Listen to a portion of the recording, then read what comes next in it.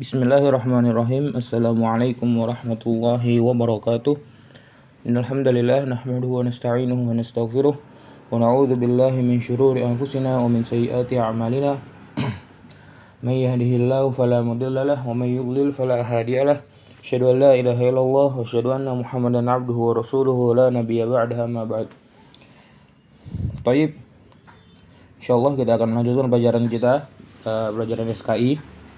Ya, kemarin kita sudah belajar tentang nasab beliau, yaitu riwayat hidup Utsman bin Affan radhiyallahu anhu, dan sekarang kita akan masuk ke bagian yang kedua, yaitu kekhalifahan Utsman bin Affan. Silakan buka buku masing-masing, ya, buka halaman 33, ya. Bismillah. Sebelum wafat, Khalifah Umar bin Khattab berwasiat agar penggantinya dipilih berdasarkan hasil musyawarah, ya. Jadi ketika masa kekhalifahan Umar bin Khattab sudah selesai, ya. Selesainya kekhalifahan Umar bin Khattab, ya, dengan kematian beliau, ya, kematian Umar bin Khattab, ya. Agar Umar bin Khattab pun berwasiat kepada kaum muslimin agar memilih khalifah selanjutnya dengan bermusyawarah, ya. Ia meminta 6 orang sahabat, Abdurrahman bin Auf, ya, tolong kalian hafalkan. Abdurrahman bin Auf, Utsman bin Affan, Ali bin Abi Thalib, Zubair bin Awam, Sa'ad bin Abi Waqqas, dan Thalhah bin Ubaidillah, ya, memilih salah seorang dari mereka sebagai khalifah setelahnya, ya. Memilih khalifah setelahnya. Itu yang diwasiatkan oleh Umar bin Khattab kepada 6 orang sahabat, itu Abdurrahman bin Auf, Utsman bin Affan, Ali bin Abi Thalib, Zubair bin Awam, Sa'ad bin Abi Waqqas, dan Thalhah bin Ubaidillah. Setelah Khalifah Umar bin Khattab wafat, ya, kemudian Abdurrahman bin Auf, Zubair bin Awam, Sa'ad bin Abi Waqqas, serta Thalhah bin Ubaidillah mengundurkan diri dari percalonan, ya.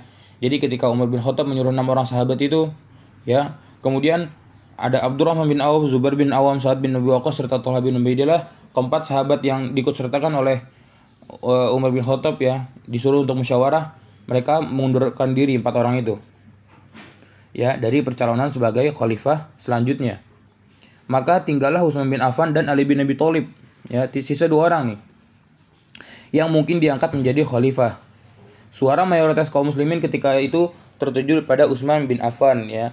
Maka diangkatlah Utsman radhiyallahu anhu, yang pada waktu itu Utsman diangkat menjadi khalifah berusia 70 tahun sebagai khalifah ketiga untuk kaum muslimin.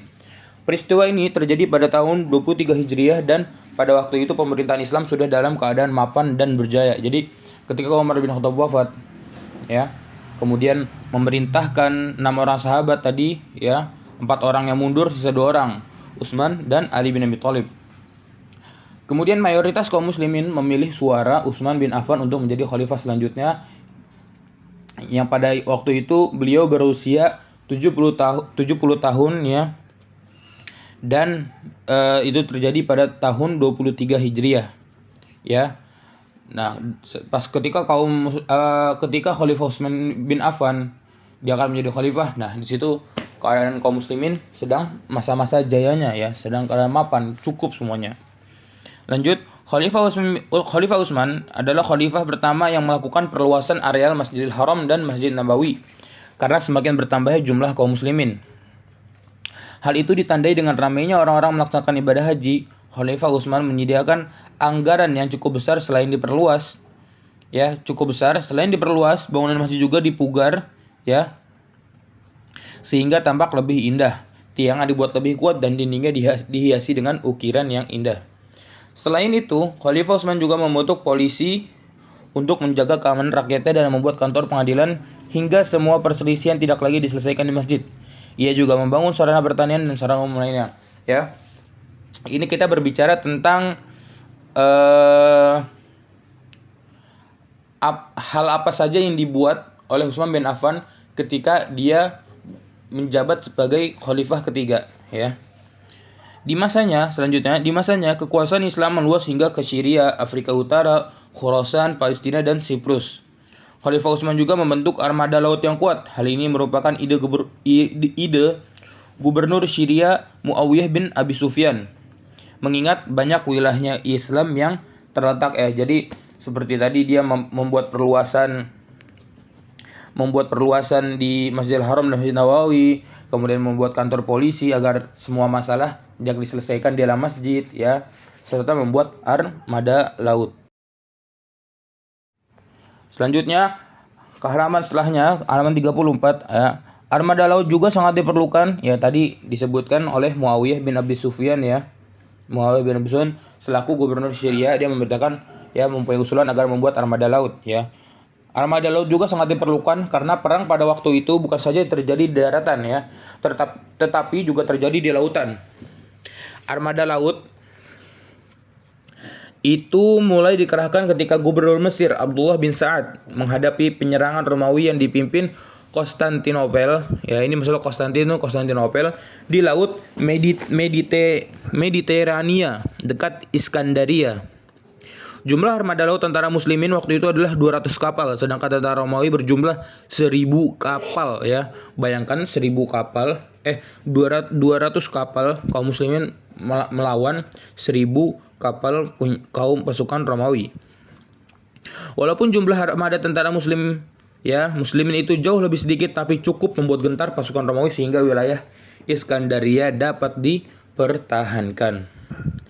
Jasa Khalifah Utsman yang paling besar adalah saat ia mengeluarkan kebijakan untuk mengumpulkan lembaran-lembaran Al-Quran. Nah, ini adalah salah satu hal yang paling diingat, maksudnya ketika inilah Al-Quran, ketika zaman Khalifah Utsman bin Affan, Al-Quran dikumpulkan ya. Jadi sebelum itu Al-Quran itu masih berbentuk lembaran-lembaran atau berbentuk ya, nulisnya masih di kayu ya, masih di kulit hewan. Kemudian Utsman bin Affan juga memiliki ide untuk mengumpulkan Al-Quran dan menjadikan satu ya, menjadikan seperti sekarang ya, menjadi buku seperti buku itu ya, Al-Quran, kitab ya. Untuk mengumpulkan lembaran-lembaran Al-Quran dan menyusunnya menjadi satu mushaf ya. Khalifah Utsman menunjuk Zaid bin Sabit sebagai ketuanya ya. Khalifah Utsman bin Affan menunjuk Zaid bin Sabit agar mengumpulkan Al-Quran ya, lembaran-lembaran Al-Quran untuk dijadikan satu mushaf. Sebagai ketuanya karena dialah yang dulunya ditugaskan oleh Rasulullah SAW sebagai pencatat wahyu sekaligus menghafalnya. Ya. Mengapa Utsman bin Affan menyuruh Zaid bin Sabit? Karena dialah ketika wahyu diturunkan ya, Rasulullah memerintahkan Zaid bin Sabit untuk menulisnya sekaligus menghafalnya. Makanya kenapa beliau memberikan ya ketua pengumpulan mushaf Al-Quran kepada Zaid, karena dia telah menghafalkan wahyu yang diturunkan oleh Allah kepada Rasulullah SAW. Ia menulisnya dan ia menghafalnya. Dia pula ya, itu maksudnya dia itu yaitu Zaid bin Sabit, dia pula yang mengumpulkan ayat-ayat Al-Quran pada masa Khalifah Abu Bakar. Jadi ayat-ayat Al-Quran sudah dikumpulkan ketika zaman Abu Bakar As-Siddiq ya, kemudian dibukukan ketika zamannya Utsman bin Affan ya. Sebagai anggotanya ditunjuklah Zaid bin As ya, ini anggotanya yang diketuai oleh Zaid bin Sabit. Di bawahnya adalah Zaid bin As, Abdullah bin Harith dan Abdullah bin Zubair. Setelah tersusun menjadi sebuah mushaf, Khalifah Utsman menggandakannya ya, sebanyak 5 buah. 1 buah ia simpan sebagai pegangan di Madinah dan 4 kitab lainnya ia kirimkan ke Mekah, Basrah, Kufah dan Syria.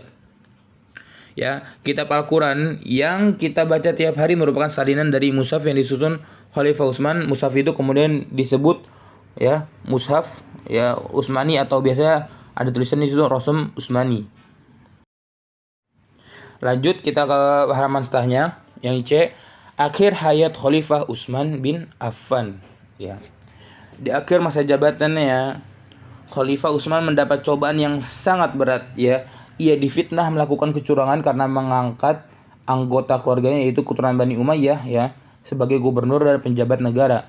Keadaan ini dimanfaatkan oleh orang-orang yang dengki terhadap Islam. Salah satunya adalah Abdullah bin Sabah ya. Kita akan bercerita tentang akhir hayat Khalifah Utsman bin Affan seperti apa ya. Nanti kita akan lanjut ke halaman ya, buka kalian halaman setelahnya.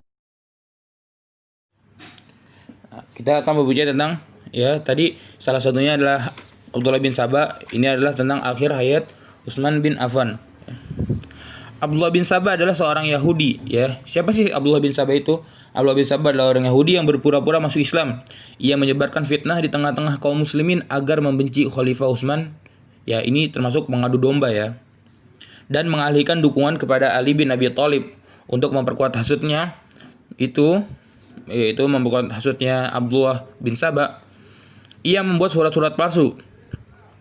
Tidak sedikit masyarakat awam yang mempercayainya, sehingga muncullah perselisihan di antara mereka, itu di antara kaum muslimin, ya. Diadu domba oleh Abdullah bin Sabah agar, ya, maksudnya itu berniat untuk menurunkan Utsman bin Affan dan menggantikannya langsung dengan Ali bin Abi Thalib, ya. Awalnya Abdullah bin Sabah, ya, menyebarkan hasutan itu di Hijaz. Ya, pertama kali dia menyebarkan hasutan itu agar berpindah jabatan khalifah kepada Ali bin Abi Thalib, yaitu pertama kali di Hijaz. Kemudian menyebar ke Kufah hingga sampai ke Mesir. Perlahan-lahan penduduk setempat pun mulai menolak gubernur yang diangkat Khalifah Utsman, ya. Jadi mulai itu perselisihan. Dari awalnya perselisihan itu mungkin mengangkat, ya, karena Utsman bin Affan mengangkat gubernur, ya, dari keluarganya, ya, mengangkat keluarga untuk menjadi sebagai gubernur, ya. Mungkin kemudian di situ mungkin, ya, Abdullah bin Sabah ingin tadi bilang menurunkan Utsman bin Affan dari masa khalifahnya agar langsung digantikan dengan Ali bin Abi Thalib, ya. Lanjut, perlahan-lahan penduduk setempat pun mulai menolak gubernur yang diangkat oleh Khalifah Utsman bin Affan. Di Kufah ia menghasut rakyat agar menolak penggantian gubernur Abu Musa al-Asy'ari oleh Abdullah bin Amir. Ini masih Abdullah bin Sabah yang menghasut, ya. Di Mesir ia juga melakukan hal yang sama, ya. Penolakan demi penolakan tersebut akhirnya berujung pada pemberontakan terhadap Khalifah Utsman, ya. Inilah yang terjadi, ya, ketika selalu dihasut akhirnya menjadi sebuah pemberontakan kepada Khalifah Utsman bin Affan. Masyarakat yang sudah terhasut menuntut agar Khalifah Utsman mundur dari jabatannya, ya. Ya, seperti tadi Ustaz bilang, ya, Abdullah bin Sabah ingin menurunkan Utsman bin Affan agar segera digantikan oleh Ali bin Abi Thalib. Mereka mengumpulkan orang-orang lalu mengepung rumahnya selama 40 hari. Bayangkan, ya. Rumah Khalifah Utsman bin Affan dikepung selama 40 hari oleh kaum muslimin yang memberontak kepada beliau. Meskipun pada saat itu Khalifah Utsman punya kuasa untuk membubarkan para pemberontak, namun ia berprinsip, ya, tidak akan menumpahkan darah sesama muslim, ya. Sebagai khalifah itu hitungannya seperti presiden, ya. Sebenarnya khalifah itu sanggup aja, ya. Khalifah Utsman bin Affan mungkin sanggup aja, ya, mengusir pemberontakan itu atau dengan cara apapun, dengan menembakinya atau membunuhnya. Tapi ia berprinsip dia tidak akan menumpahkan darah kaum muslimin, ya, darah sesama muslim. Khalifah Utsman akhirnya wafat setelah para pemberontak berhasil menerobos dalam rumahnya dan membunuhnya saat sedang membaca Al-Quran. Jenazah Khalifah Utsman kemudian dimakamkan di Baqi, ya. Itu adalah akhir hayat, ya, Khalifah Utsman bin Affan, ya. Ia dibunuh, ya, oleh para pemberontak, ya, yang telah dihasut, ya, oleh Abdullah bin Sabah agar menurunkan jabatan Khalifah Utsman bin Affan dan langsung menggantikannya dengan Khalifah Ali bin Abi Thalib, ya. Barakallahu fikum jami'an, ya. Saya rasa cukup. Sebelumnya Ustaz Afwan kemarin Ustaz bilang ketika dia pertemuan fikih, Ustaz yang membuat soalnya, tapi qadarullah ternyata Pak Ahmad, ya, selaku guru yang sebelumnya, Pak Ahmad yang membuat soalnya, qadarullah, ya. Jadi tentang soal-soal kemarin nggak apa-apa, kalian baca-baca aja, mungkin ada sebagian dari situ dan sebagian lagi dari buku, ya. Itu pula nggak jauh-jauh pun pasti dari buku itu. Oke, saya minta maaf yang kemarin bilang Ustaz yang buat soalnya, ya. Barakallahu fikum jami'an, ya. Nakhtafi bihadzal qadar bidu'a kafaratul majlis. Subhanakallahumma wa bihamdika asyhadu an la ilaha illa anta astaghfiruka wa atubu ilaik. Wassalamualaikum warahmatullahi wabarakatuh.